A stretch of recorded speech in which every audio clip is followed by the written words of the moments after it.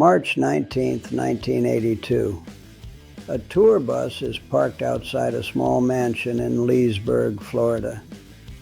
Inside the bus, people are sleeping after another night on the road with Ozzy Osbourne. Outside, a small plane is parked on the property, and in less than 10 minutes, Randy Rhoads, the greatest guitarist of his generation, will be dead in a crash that defies all logic. This is a story about a series of decisions so reckless, so irrational, that 30 years later people still ask the same question. How did this happen? Let me show you exactly what went wrong, minute by minute, and why this plane crash should never have happened. But before we dive into this story, if you love rock history and mysterious true stories like this one, do me a favor and hit that like button right now and subscribe to the channel, because I bring you these stories every single week. Now let's talk about Randy Rhoads. Randy Rhoads wasn't just a guitar player. He was a phenomenon. Classically trained, obsessed with perfection. The kind of musician who practiced 8 hours a day, even when he was on tour. He co-founded Quiet Riot in Los Angeles, but his career exploded when Ozzy Osbourne called him in 1979. Ozzy had just been kicked out of Black Sabbath and needed a guitarist for his solo band. Randy was 22 years old. He auditioned and Ozzy hired him on the spot. Together they created two of the greatest heavy metal albums ever made, Blizzard of Oz in 1980 and Diary of a Madman in 1981. Songs like Crazy Train, Mr. Crowley, and Flying High Again became instant classics, and Randy's guitar work was revolutionary. He combined classical music with heavy metal in a way no one had done before. Fast, technical, beautiful, and aggressive all at once. By 1982, Randy Rhoads was 25 years old and on top of the world. Ozzy's solo career was massive. The Diary of a Madman tour was selling out arenas across America, and Randy was being called the next guitar god. But he was also exhausted. Touring was brutal. Night after night, city after city, living on a bus with a crew of people who were constantly partying. Randy didn't drink, didn't do drugs. He was focused, disciplined, almost monk-like compared to everyone else around him, and he was starting to think about leaving. He wanted to go back to school, study classical guitar at UCLA, maybe even quit rock and roll altogether. But he had committed to finishing the tour first, and that decision would cost him his life. March 18th, 1982. The band played a show in Knoxville, Tennessee. After the concert, the tour bus drove through the night toward Orlando, Florida, where they were scheduled to play next.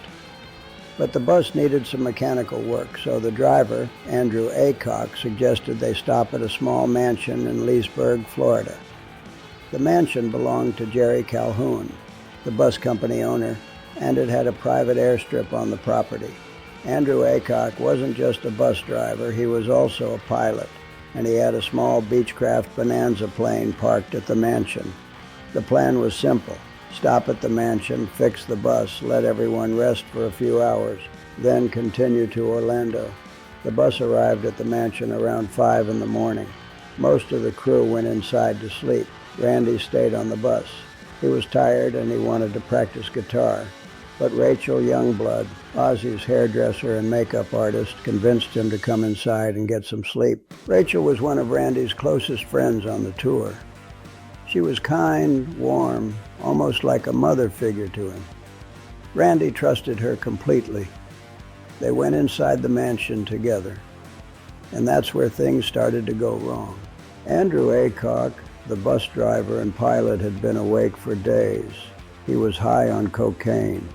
He had been using heavily throughout the tour, and by the time they arrived at the mansion, he was wired, erratic, and making terrible decisions. Around 8 in the morning, Aycock decided he wanted to take people up in his plane. He woke up the tour manager, Jake Duncan, and the band's keyboardist, Don Airey, and offered them a joyride. They went up in the plane, flew around for a few minutes, and landed safely. Then Aycock offered rides to other people. Rachel Youngblood said yes. She had never been in a small plane before, and she was excited. She convinced Randy to come with her. Randy didn't want to go. He was afraid of flying in small planes.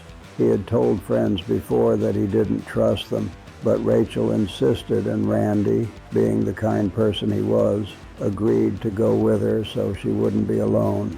They climbed into the plane with Aycock, 3 people in a small Beechcraft Bonanza, and they took off from the private airstrip. At first, the flight was normal. Aycock flew around the property, circled the mansion a few times, but then he started flying lower. He was showing off. He made a pass over the tour bus, flying just above it, close enough that people on the ground could feel the wind from the propeller. Ozzy Osbourne was still asleep in the back of the bus. His wife, Sharon, was awake and standing outside. She saw the plane coming toward the bus and started screaming at Aycock to stop. But Aycock didn't stop. He made another pass, this time even lower, even faster. The plane's wing clipped the top of the tour bus. The impact wasn't huge, but it was enough. The plane lost control immediately.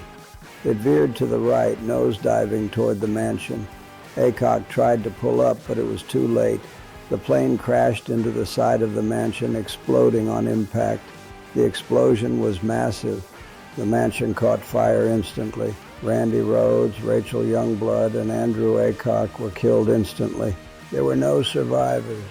Sharon Osbourne ran to the wreckage. She was screaming, trying to find Randy, trying to pull him out of the fire. But there was nothing she could do. The heat was too intense. Ozzy woke up to the sound of the explosion. He stumbled out of the bus, still drunk from the night before, and saw the mansion burning. At first, he didn't understand what had happened. Then someone told him Randy was on the plane. Ozzy collapsed. He fell to his knees and started screaming. The rest of the crew stood there in shock. No one could believe what they had just witnessed. The tour was canceled immediately. The band flew back to Los Angeles, and for weeks, Ozzy couldn't function. He stayed in his house, drinking, crying, blaming himself. He said later that losing Randy was worse than being kicked out of Black Sabbath, worse than anything he had ever experienced. So what went wrong? How did this happen? Let's break it down. First, Andrew Aycock was high on cocaine and had been awake for days. He had no business flying a plane in that condition. Second, he had already made 2 flights that morning and was clearly showing off, making dangerous low passes over the bus. Third, the FAA investigated and found that Aycock didn't even have a valid pilot's license at the time of the crash. He had lost his license years earlier due to reckless flying. Fourth, Randy didn't want to be on that plane. He was afraid of small aircraft and only went because Rachel convinced him to. Fifth, Sharon Osbourne had screamed at Aycock to stop after the first pass, but he ignored her and made another one. And sixth, the wing of the plane clipped the bus. If Aycock had been just 3 feet higher, the plane would have cleared the bus and everyone would have lived. 3 feet, that's all it would have taken. The crash was entirely preventable. Every single decision that led to it was reckless and irrational. And the worst part? Randy Rhoads had done nothing wrong. He wasn't partying, wasn't drinking, wasn't making bad decisions. He was just trying to be a good friend to Rachel.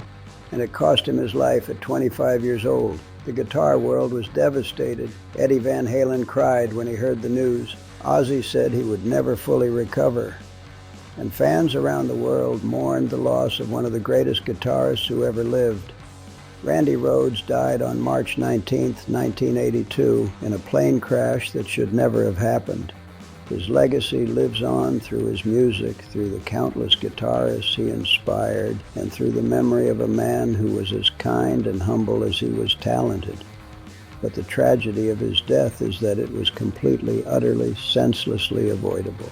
If you want to hear more stories like this, make sure to turn on notifications so you never miss a video. And check out my video on the curse of Led Zeppelin, because that story is just as shocking as this one. Thanks for watching, and I'll see you in the next one.